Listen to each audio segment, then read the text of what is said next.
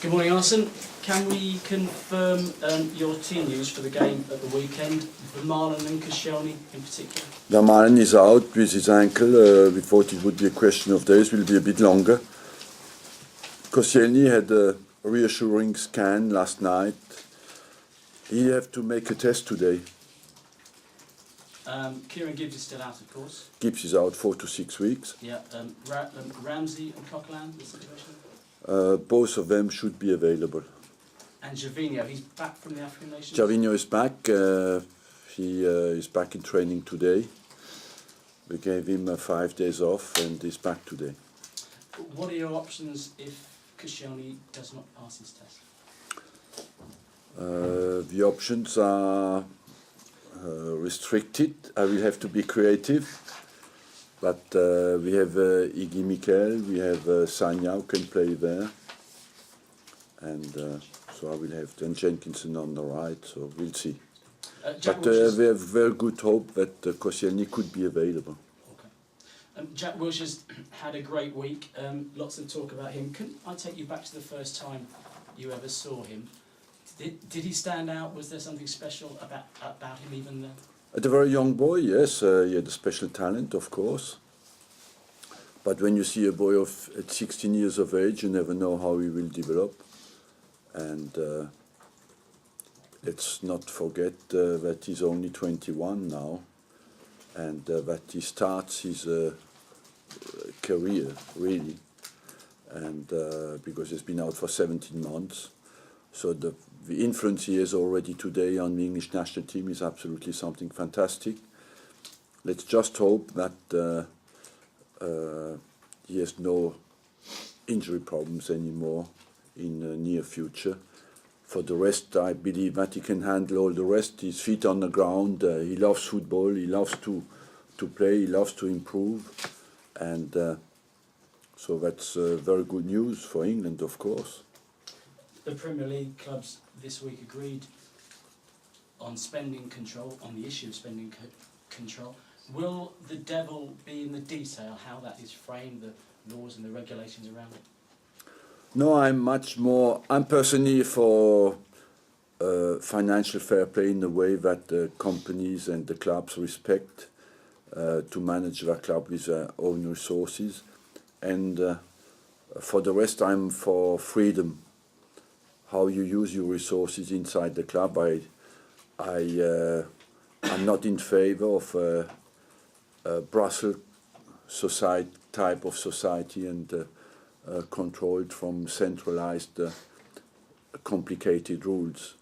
And I believe that every company should live with its own resources, and for the rest, leave it to each company to manage their company like they want to do it. Okay, Arsene. Jack Wilshere, just carrying on with that really, Jerry Redknapp has said he's concerned about the way he's overcommits sometimes with his tackling. He flies in rather than nicking the ball. Do you think that's a concern for the future?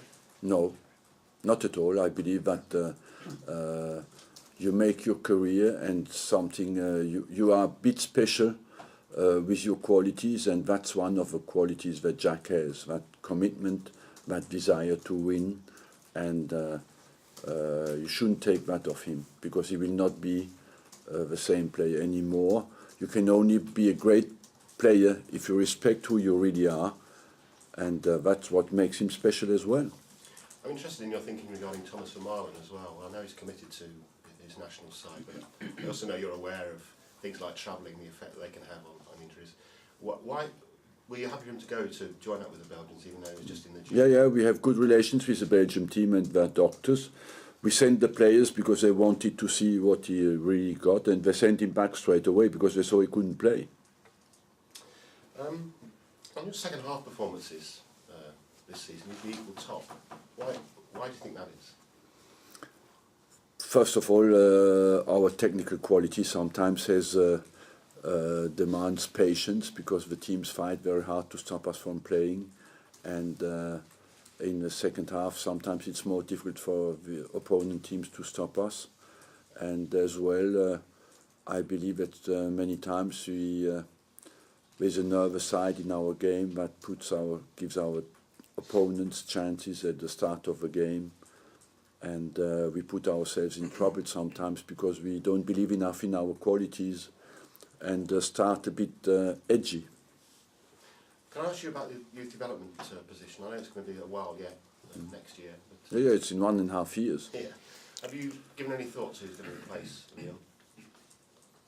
We are starting a process, for advertising the position, and we choose the best possible person because that's a very important department in our club regards to our philosophy and the way we run the club. Youth department is vital for us, for the future of the club, and I will personally make sure that it is a person with all the qualities to replace Liam. Patrick Vieira?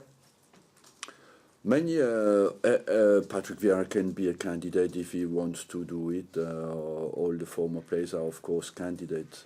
But what is for me the most important is the competence of the person and the experience in this kind of department, because it's a very specific and special job. You need to be a guide for the technical policy from 6 to 18 years of age.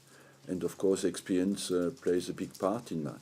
I just want to ask you, if I may, finally, from me, regarding Europol and their report about widespread match fixing in football. I know you have a bit of personal experience of it in France, or a couple of decades ago when you were Monaco manager with Marseille. Yeah. Are you surprised by the extent? Completely. It was absolutely surprised by the number of games that have been fixed. For me, it's a real tsunami and a real shock, and I can't accept it. And I'm always was a believer that there's a lot of cheating going on in our game, and that we are not strong enough with what happens, nor with the doping, nor with the corruption of the referees, nor with the match fixing. And it's time that we tackle this problem in a very serious way, and that people who cheat are punished in a very severe way as well. Because sport is full of legends who in fact are cheats. We had a recent example again, and we have all that responsibility to fight against that. Banned for life? Banned, I don't know enough the rules, but you cannot accept that somebody who works the whole week decides to spend his money to go to a game, and you cheat him because all is decided before he gets to the stand. I cannot stand up for that, and I think that we cannot accept that. Just moving on to Sunderland, if we can, Arsene, obviously probably not quite the season they'd have liked so far, but they've obviously brought in Danny Graham for a bit more firepower. What do you think about their threat at the weekend? Well, you always get up in the north what will hit you, very committed, passionate performances. Sunderland has quite offensive potential because they have both Johnson, they have both Fletcher, they have Sessegnon, McLean, who are dangerous all going forward. They now brought Graham in. He might make his debut against us because it's certainly the first home game. So they look like they have offensive potential. Talking about your own offensive potential after the last couple of weeks between Walcott, Giroud and Podolski, 44 goals now in all competitions this season, quite evenly spread. You must be so pleased about the combined threat. Yes, I was not convinced at the start of the season that I would play them all together, but I'm happy that slowly they understand each other well, and that we are efficient in goal scoring, because in some games we score plenty of goals, and in fact we scored more goals than last year.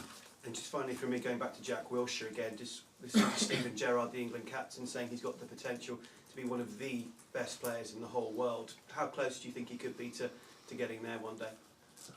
I believe that you do not want to set any limit on the development of any player, especially when he plays at that level at his age. But the most important for me will be to keep his passion for the game and keep the attitude of wanting to become a better player. If he keeps these two ingredients that are not always easy, he can, of course, become a fantastic player. He's already one, but he can become one of the best in the world, yes. Okay, last couple now. Arsene, are you worried about burnout with Jack? Yes. How are you going to guard against Yes, because it is not only the physical aspect of it, it's the mental pressure will be under, every time he plays. And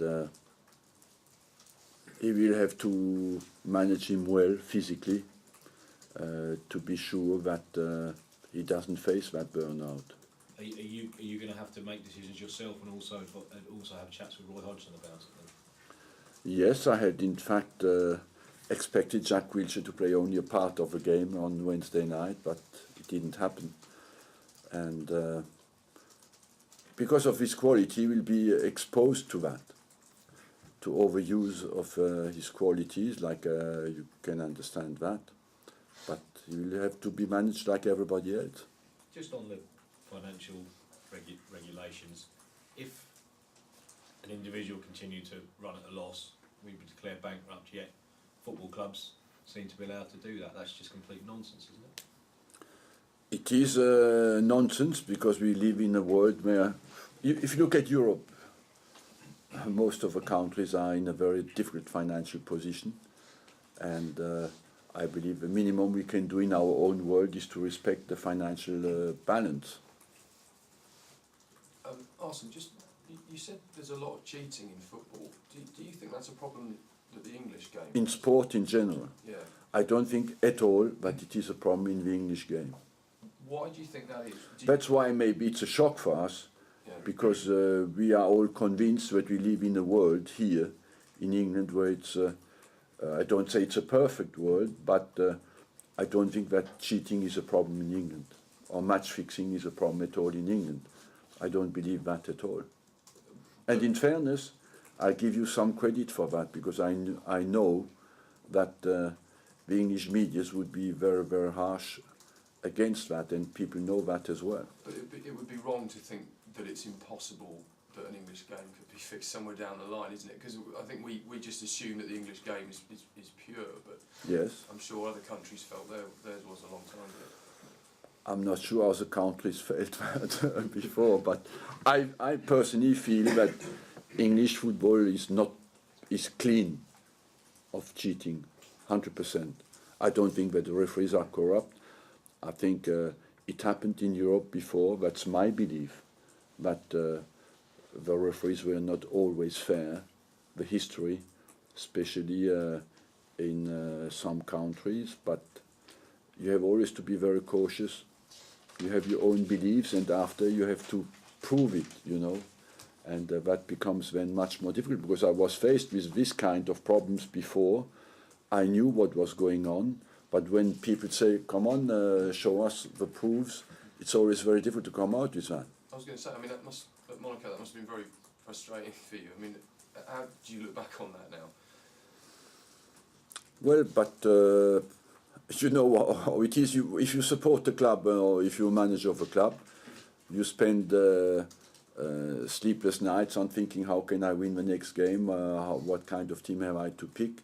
And in the end, you discover that it's all useless what you do, but because it's all done, you feel it's a waste of time and of energy. Did you know at the time, or was it something that you I discovered it slowly actually sort of during that season, or during? during on the course of 2-3 seasons. Yeah. Thanks, James. And Mark?